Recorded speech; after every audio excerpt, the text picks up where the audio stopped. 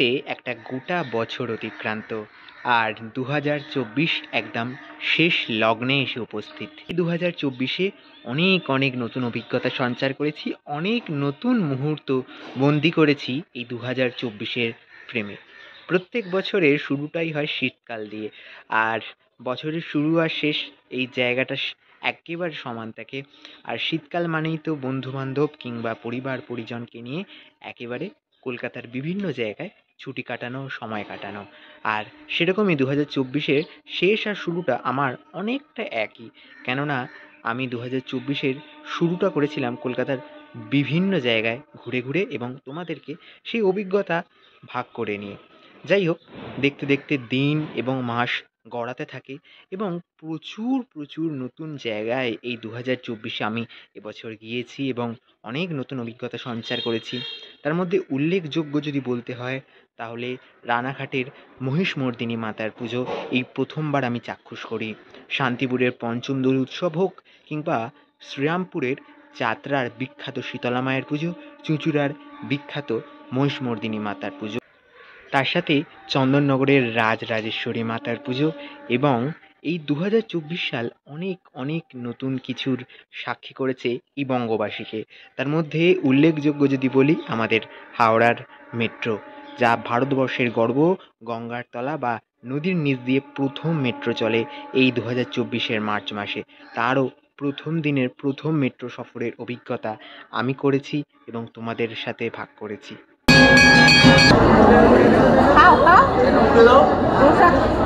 নিয়ে মা এসেছেন এবং মা কিন্তু আজকে বিবাহ করবেন তার স্বামী মানে শিবের সাথে, মহাদেবের সাথে।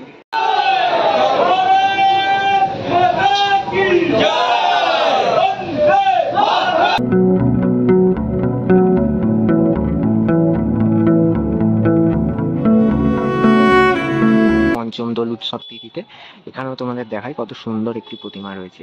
শান্তিপুরের এই পুজোয় যাত্রাগান ও মহিষ বলি একটি অঙ্গ হিসেবে জড়িত।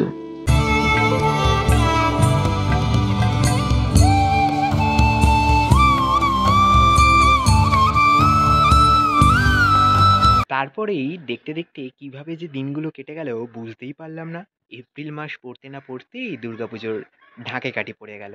আমাদের সকলের প্রিয় উৎসব দুর্গাপুজোর শুভ সূচনা হতে শুরু করলো কলকাতার এক একটি জায়গায়। তার মধ্যে দমদম পার্ক থেকে শুরু করে বিভিন্ন কলকাতার যে জায়গাগুলি রয়েছে বিখ্যাত বিখ্যাত পুজো কমিটিরা তাদের উৎসবের উৎসারিত সূচনা শুরু করে দিলেন। আর সেই নিয়ে মেতে পড়লাম আমি এবং ফেস্টিভ বাঙালি, এবং তোমাদেরকেও মাতিয়ে রাখলাম সারা বছর ব্যাপী নানা উৎসবে।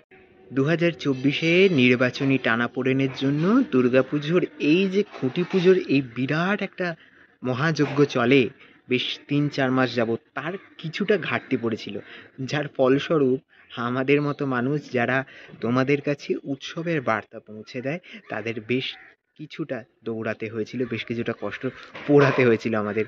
দেখতে দেখতে সময় গড়িয়ে যায়, রথযাত্রা এসে উপস্থিত হয়। আর রথ টানা মানে মা দুর্গার আগমনের বার্তা। আর সেই রথযাত্রার দিন কলকাতায় এবছর রেকর্ড তৈরি হয়েছিল। কলকাতায় প্রায় 100 থেকে 150টি পুজো কমিটি একসাথেই প্রথমবার খুঁটি পুজো সেরেছিল রথযাত্রার দিন। সত্যি সেদিন মানে কোন জায়গায় গিয়ে আমরা যাব, কোন জায়গায় যাব না সেটা ঠিক করতেই আমাদের মোটামুটি 2-3 দিন সময় লেগে গেছিলো। তারপর তো রথযাত্রার প্ল্যানিং আগে থেকে চলছিলই। সব কিছু নিয়ে একটা দারুণ অভিজ্ঞতা কাটলো। দেখতে দেখতে 6টা মাস পেরিয়ে গেল, রথযাত্রা কেটে গেল। রথযাত্রার পর তো জানোই দুর্গাপুজোর প্রস্তুতি নিয়ে মেতে উঠলাম।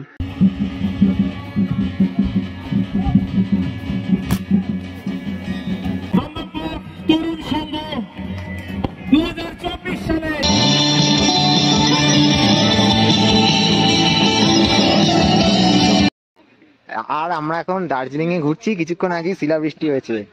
ও এই যে এই টোটালটা দেখাই, দারুণ লাগছে। কিন্তু প্যান্ডেলের যে নির্মাণের প্রাথমিক কাজ, সেই প্যান্ডেল নির্মাণের প্রাথমিক কাজও কিন্তু শুরু হয়ে নতুন চমক দিয়েছে, সেগুলো দেখে আমরা প্রত্যেক অভিভূত হয়েছি। আর আজকে এই বুদ্ধ পুজো এলো পুজো উৎসবেরই দিন, তো দেখো একেবারে মণ্ডপের ন্যায় এবং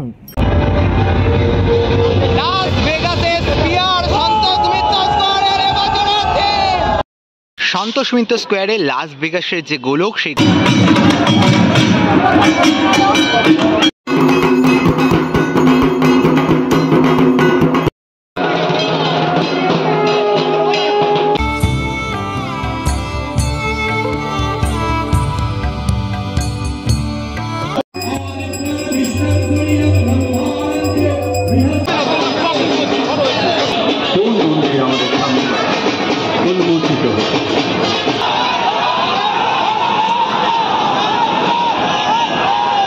জবার মালা, অপরাজিতার মালা, সমস্ত ধরনের ফুল মালা দিয়ে কিন্তু আরো সুন্দর করে সাজিয়ে তোলা হয়। এই বসন্তকালে এই চৈত্র বৈশাখ মাসে কিন্তু এই সময় আদি দুর্গাপুজোর নিয়ম মেনে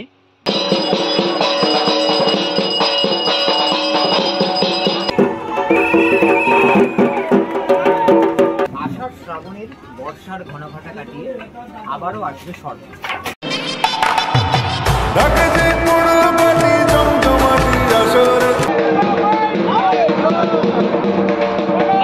আমরা কিন্তু হেঁটে এসেছি গুগল ম্যাপকে ফলো করে। তোমরা গুগল ম্যাপে তাতে একটা চমক রয়েছে, সেটা বলছি।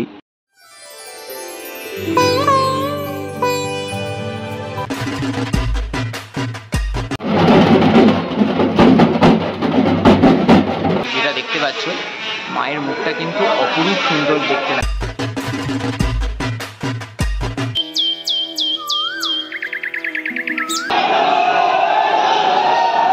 এমনভাবে আলো সেজে উঠেছে, একেবারে মনে হচ্ছে আমি সপ্তমী অষ্টমীর কোনো সন্ধ্যায় দাঁড়িয়েছি। যদিও শ্রীভূমির এই রাস্তায় সপ্তমী অষ্টমীর সন্ধ্যায় দাঁড়ানো যায় না।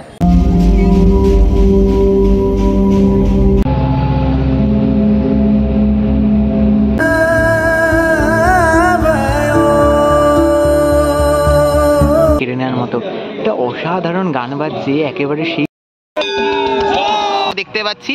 আর এই দিকে আমার যেটা চোখ যাচ্ছে রয়েছে কৈলাস পর্বত এবং মানস সরোবর। বৃষ্টি কিছুটা বাঁধ মানালো সকালের এবছরের মাতৃ প্রতিমা। যারা তোমরা সামনে থেকে প্রত্যক্ষভাবে দেখতে পাবে তারা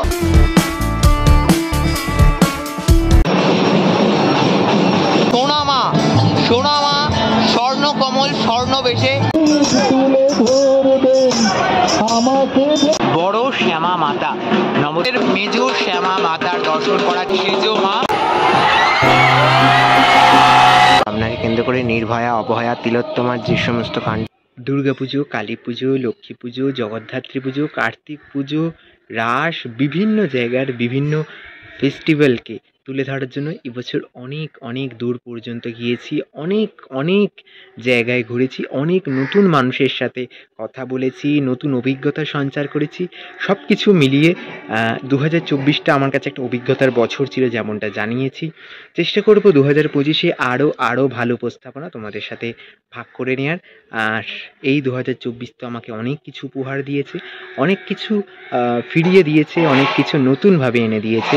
সব কিছু মিলিয়ে 2024টা দারুণ একটা বছর কাটলো। আশা করি তোমাদের এই 2024 খুব ভালো কেটেছে। দেখতে দেখতে এবার তো 2024কে বিদায় জানাবার পালা এবং 2025কে স্বাগত জানাবার পালা। 2025 সকলের ভালো কাটুক, খুব আনন্দে কাটুক এই কামনা করি, এই আশা রাখি। 2024-এর সকল মুহূর্তগুলোকে আমি চেষ্টা করলাম আজকের এই ভিডিওতে একটু বন্দি করে রাখতে, স্মৃতিগুলোকে যাতে অধরা হয়ে, যাতে মুছে না, একটু আবজা হয়ে যাচ্ছিল স্মৃতিগুলো, সেই আবজা হয়ে যাওয়া স্মৃতিগুলোকে চেষ্টা করলাম ফিরিয়ে আনার। যাই হোক, আজকের মতো এখানেই শেষ করলাম। 2024 শেষ, 2025-এর শুরু। সকলকে অ্যাডভান্স হ্যাপি নিউ ইয়ার। সকলের খুব খুব ভালো কাটুক এই নতুন বছর। আজকের মতো সকলকে এখানেই টাটা। নতুন বছরের নতুন কি উপস্থাপনা রয়েছে এবং নতুন কোথায় যাচ্ছি, কি চমক, সব কিছু নিয়ে খুব তাড়াতাড়ি দেখা হবে।